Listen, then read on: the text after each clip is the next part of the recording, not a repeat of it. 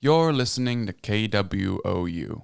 Coming up next, the amazing, unbelievable adventures of Dr. Theophilius Crux, Ph.D., and his faithful companion Archibald, the Tasmanian emu.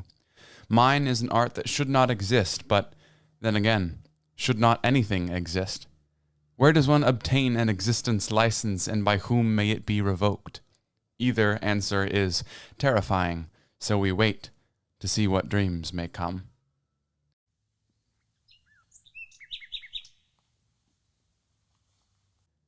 If I did the math correctly, and I always do math incorrectly, not for the lack of ability, but on principle, then this 13th episode will be broadcasted on Friday the 13th, the most inauspicious of dates to date. Thus, we can safely assume, as much as one can safely assume, anything, the hound is ever hungry, that the broadcast will go horribly awry and thus free ourselves in the present moment from treating what we say here with any gravity whatsoever. You see, nihilism is freeing in a way, but I don't think people really want to be free. You have to remain tethered to something or else you just drift away. Speaking of which, I'd like to take this opportunity to drift away from myself and get sucked into the vortex of someone else, even if the process is disingenuous. What even is ingenuous? Because isn't the displacement and misplacement of the self largely in the spirit of the amazing, unbelievable adventures of Dr. Theophilius Crux, Ph.D., and his faithful companion Archibald, the Tasmanian emu? Yes. Yes, it is. Again, I have chatted your ear off for no reason other than to maintain stylistic conformity. I must break that habit, not for lack of ability, but on principle, just as I break these brittle and bright interview questions over the yet foreign to me head of our esteemed guest, Josh Pautler, who resides in the studio today like a flame within a lamp to enlighten our way down this meandering path into nowhere. Josh, Hello. How are you? Hello, happy to be here. Happy to be bludgeoned with all sorts of metaphors. That's all I can do. Josh, what are your pronouns, what are your nouns, and what are your adjectives? My pronouns are he, him, his. My nouns are mostly like sweatshirt, jeans, that kind of sort of thing. And adverbs, readily. Readily, nice. I understand you've received some renown for your work. Yeah, some renown. I won the third prize in the Peter Sears Poetry Prize competition. I'm extremely pleased with the result, and it was a great experience. That's wonderful. Now, describe the song a saltwater crocodile would sing moments before its death. Moments before, so it's probably going to be something really calm. So I'm going to say like some lower pitched Tiny Tim, something of that, something to that effect before the real violence of the situation happens. What does the word meta mean to you? Meta is a word used by pretentious people and hipsters to describe things that describe themselves. How does a writer choose their scope, and why do they own a rifle? For greater sight. The charges against your client are considerable. Defend him. I'm so sorry. Could you repeat that for me? The charges against your client are considerable. Defend him. I don't think I would respond verbally to this. I think I would draw my scimitar. Ah, indeed. In court? Yes. You have a court scimitar. Yeah, for judicial duels. Judicial duels. I see. I really like that Ridley Scott movie.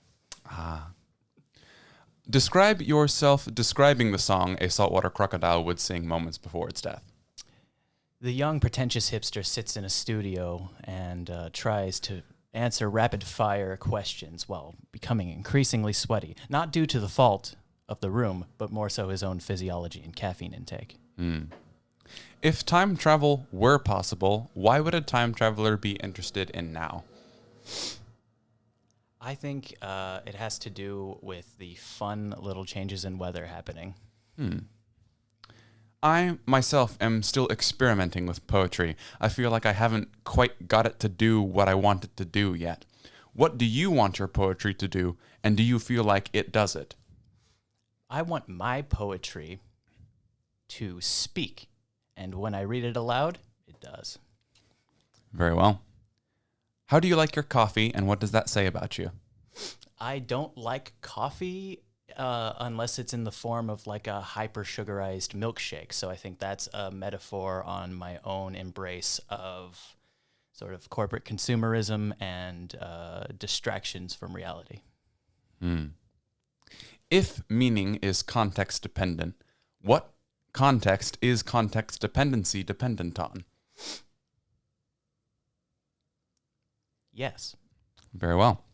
How many times does something have to be repeated for its meaning to change? Enough times that the response is different. How long have you been writing?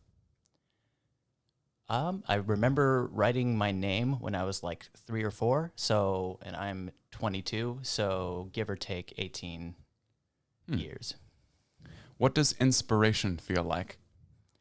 For me, it's like being hit with lightning, but it's quite pleasurable. What about your present defies your past? The ability to be on a radio show.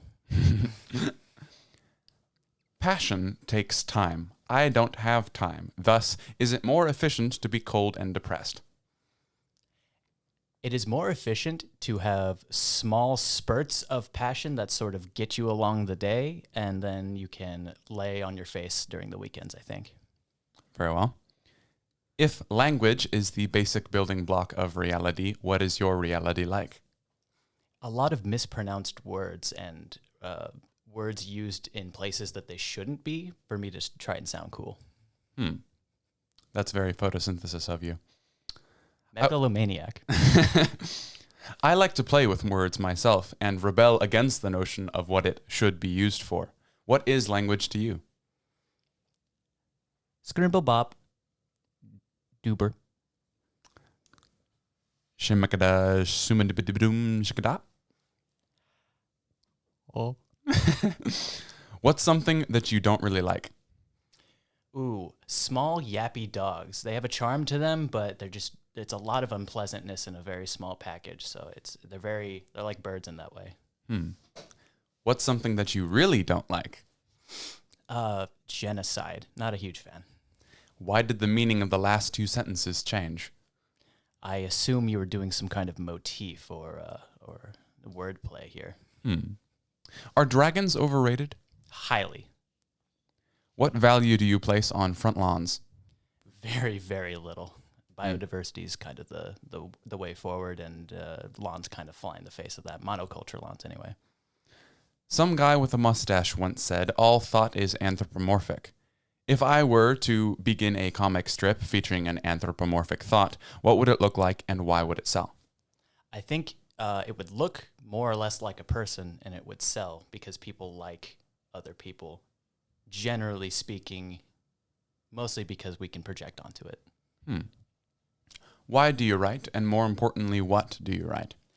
I think if I didn't write, I would go insane with a lack of ability to get thoughts out. I sometimes speak very poorly, so writing is a lot easier and more efficient to get a really polished thought across.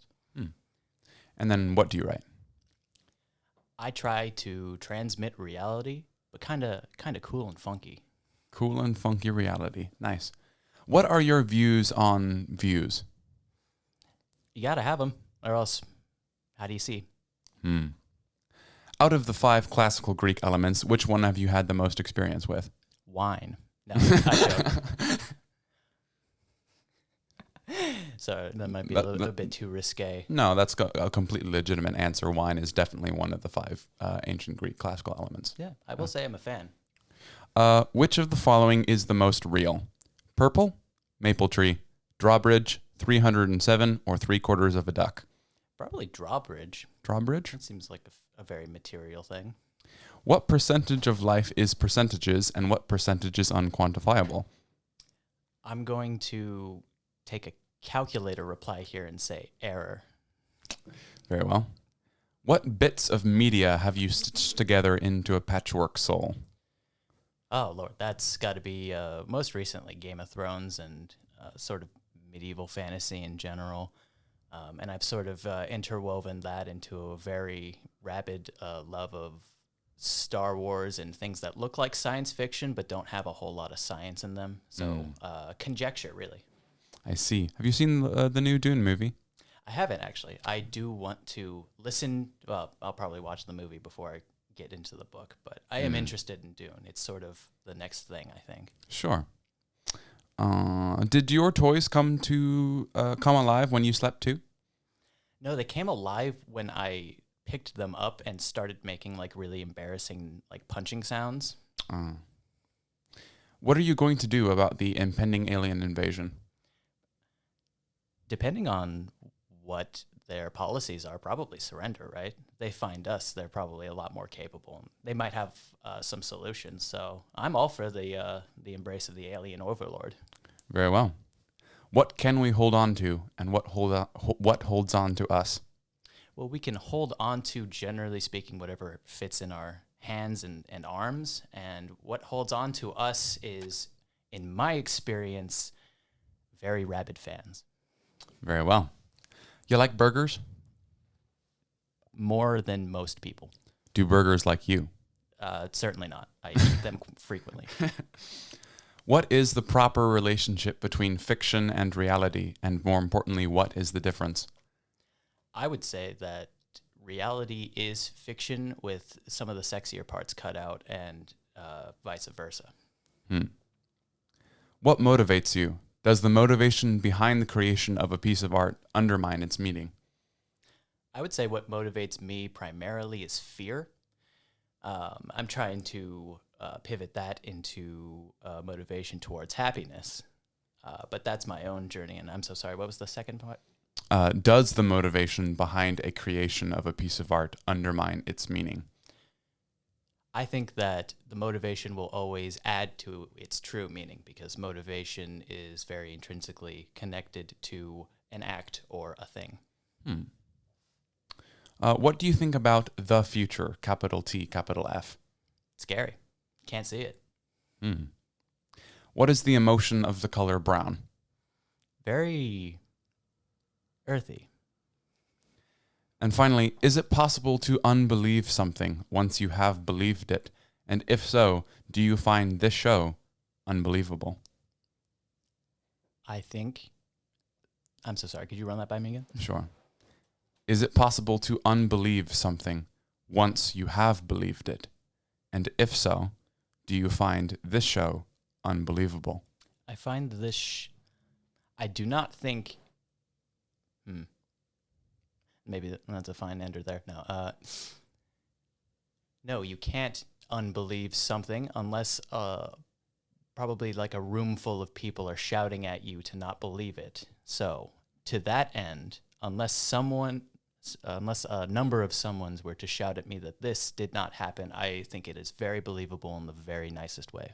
And now, poetry by Josh Pautler. This is the poem Still Afloat. Lightning's flash shapes dark clouds that hang draped, blotting sky from sight. The slate of sea shatters to white spray before the keel of a gutted vessel. It limps along, cracked forecastle dragging under repeated waves, lashed to hull by frayed rope lattices. Deck guns roll free, smashing through gunwales, plummeting to sea while the doomed frigate lists, near keeling. Sea heaves it bodily along, unwilling to fill the hold and embrace the shattered flagship. Tattered sails flap as gales blow through, ensign bleached by salt and sun. A thick barnacle layer weighs down stern and bow. Still, the crippled ship drags to make late port, never quite able to die. We'll return to our fast-approaching demises as depicted through the myopic lens of a few unempathetic quote-unquote protagonists, followed with a quote-unquote poem designed specifically to impart a feeling of finality onto something that will never have such a thing after the break. You're listening to KWOU. I don't want to move forward.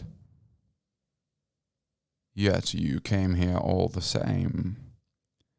Yes, but I was forced to. I didn't want to.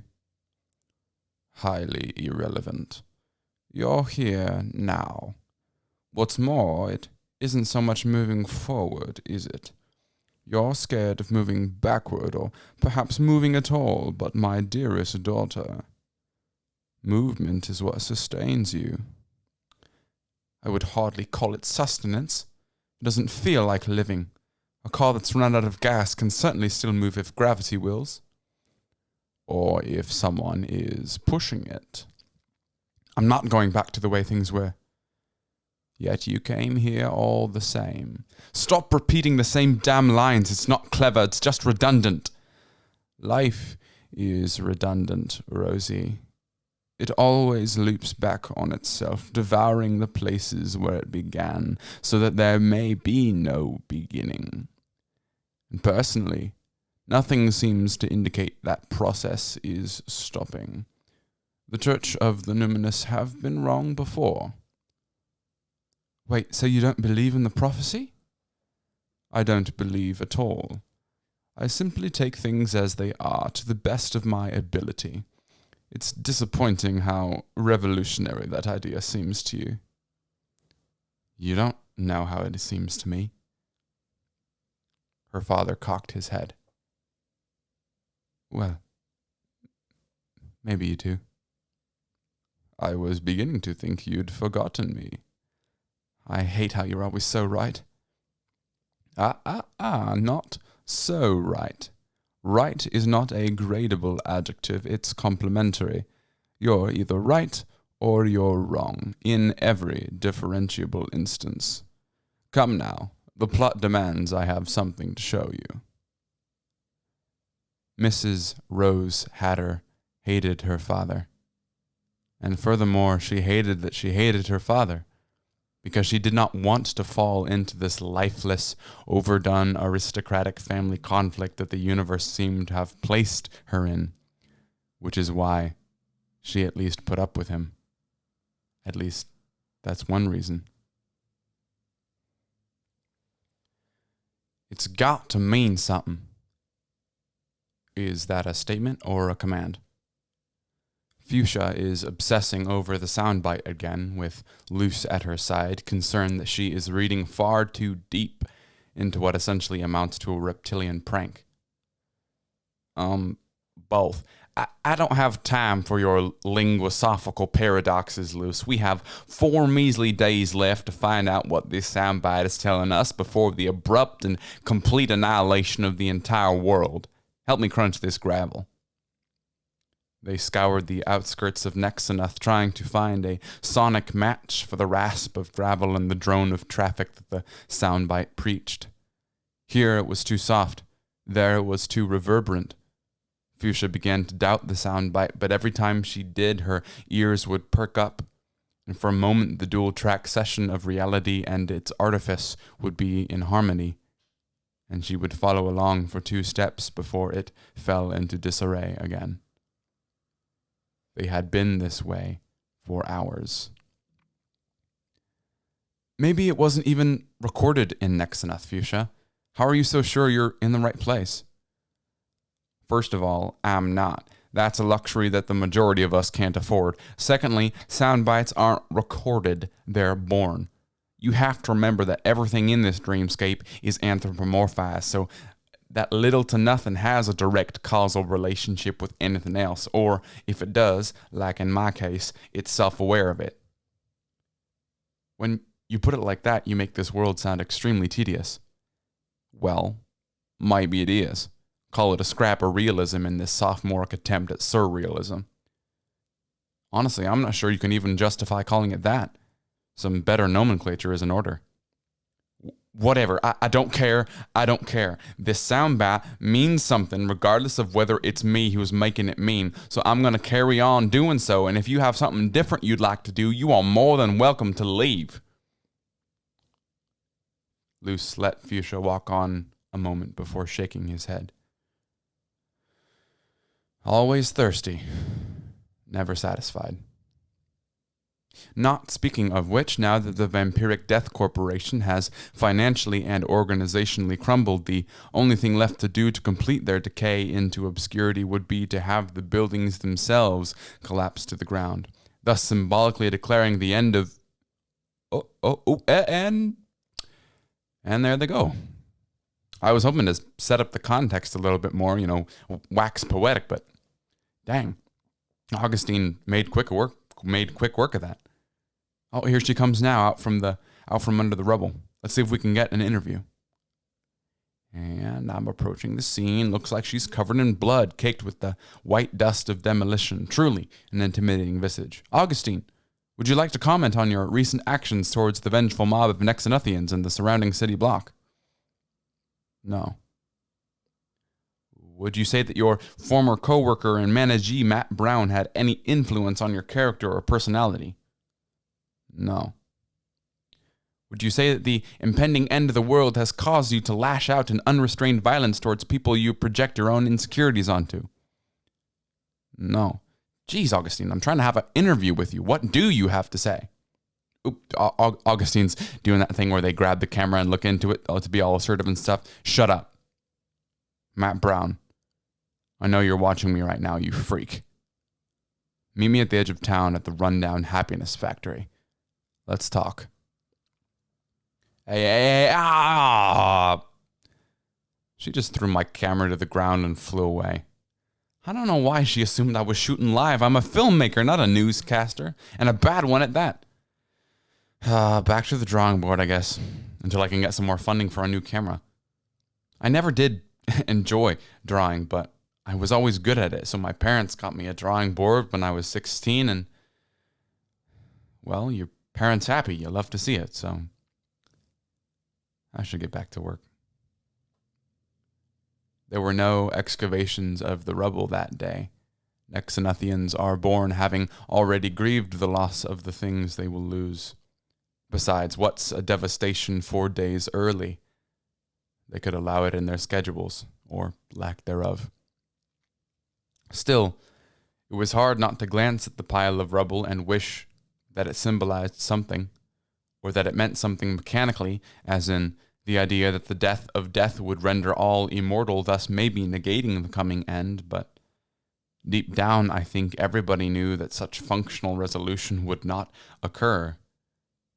They had not the basis to. Looking back upon everything I've told you, and you'll see just a confused kid talking to himself, testing the waters.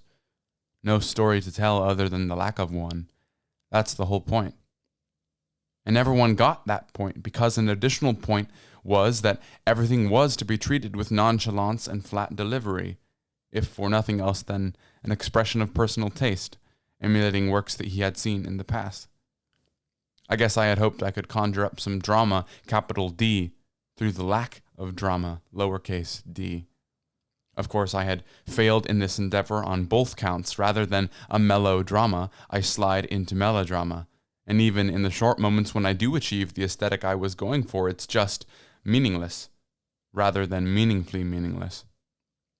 Like, it's not outside the box, just poorly written. I hate the fact that art is simultaneously objective and subjective. There are clearly limits to my pursuit of the limitless. I digress. That's what I do, Augustine. You chose to digress with me of your own free will, whatever that means. So why are you angry? I'm not angry, Matt. I'm empty. Like the dusty jars below us, you have found yourself a vessel. In both meanings of the phrase, you've found a vessel to put yourself into, a phylactery, yes, but you also have found that you yourself are a vessel. That is to say, not a self, but the container for one. And where is that self now? The one you hid from yourself under lock and key, the one Kierkegaard bends over backwards to capture in jelly, and the one a young Indian prince renounced. Where is it, Augustine? I already know, but I love to watch you answer me. Augustine said nothing. Exactly. I'm so glad I rubbed off on you the way I did. You must deny them everything. I'm not interested in talking with you, Matt. I'm here to fight. Oh, but you said you wanted to talk. I lied. Splendid. And the violence they inflicted on each other was not able to be romanticized in any way. There was no cutaway, there was no mythic metaphor, just pure, absolute, some may say, meaningless violence. Augustine lunged first and attempted to snap Matt Brown's neck. Matt Brown ducked below and slashed wide with his licensed Hello Kitty katana. Augustine took the blow to the stomach to grab Matt Brown and slam him through the floor. The factory, the stench of stale happiness followed them below. Matt Brown bit her jugular. Augustine did the same. Vampires have no blood. Vampires feel no pain. The price of being absolute is darkness paid in full. This went through Augustine's mind as Matt Brown crushed her skull. Alone at his desk, a writer frets that his poetry's no good, that his form is sloppy, his words choppy, his rhyming scheme non-existent or worse bland. He wants to write about something other than himself. He forgets his training, opting for self-awareness yet again, turning towards the camera. He reaches through and grabs me. Now we're in this hall of mirrors together. Forever, who's to say? Today is not the day I will be a normal poet. I think I'm just a bit obsessed with words, how they sound and point to things we cannot. We've taken them for granted. I want to see what's possible rather than do what's done, even if no one likes it, though that would be fun. I don't necessarily want to evoke emotion as much as I do provoke thought. Emotion is cheap and mutable to my needs.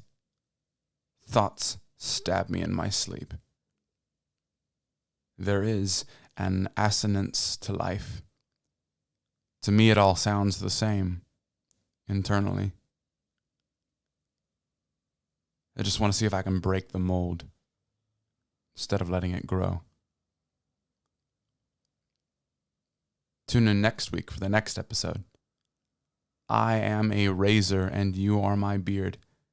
Then who on earth is wielding us both and who is speaking? Where am I? Help somebody get me out. I'm Jasper Beck, and this is the amazing, unbelievable adventures of Dr. Theophilius Crux, Ph.D., and his faithful companion, Archibald, the Tasmanian emu. You're listening to KWOU.